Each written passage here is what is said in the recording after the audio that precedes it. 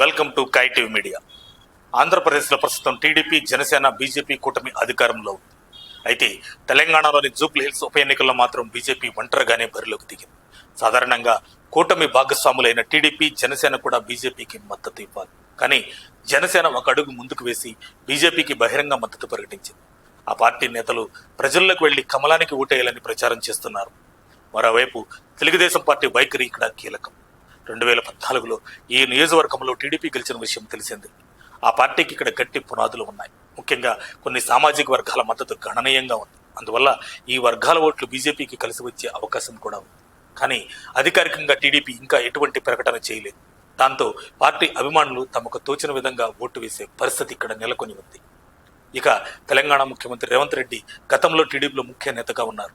ఆయన బాబుతో అత్యంత సన్నిహితంగా పనిచేశారు. ఈ నేపథ్యంలో జూబ్లీ హిల్స్ ఉప ఎన్నికలు ఆయనకు ఒక కీలక పరీక్షగా మారింది. సెటిలర్ ఓటర్లు, ముఖ్యంగా టీడీపీ అభిమాన వర్గం రేవంత్ నేతృత్వంలోని కాంగ్రెస్ వైపే మొగ్గు చూపవచ్చని అంచనా కూడా ఉంది. అయితే వైసీపీ విషయానికి వస్తే ఆ పార్టీకి బీఆర్ఎస్తో మంచి సాన్నిహిత్యం ఉందని రాజకీయ వర్గాలు చెబుతున్నాయి. 2014 నుంచి ఈ రెండు పార్టీల మధ్య సహకారం కొనసాగుతుంది. ఇప్పుడు రెండు ప్రతిపక్షంలో ఉండటంతో పరస్పర ప్రయోజనాలు కలిగేలా వ్యవహరించే అవకాశం కూడా ఉంది.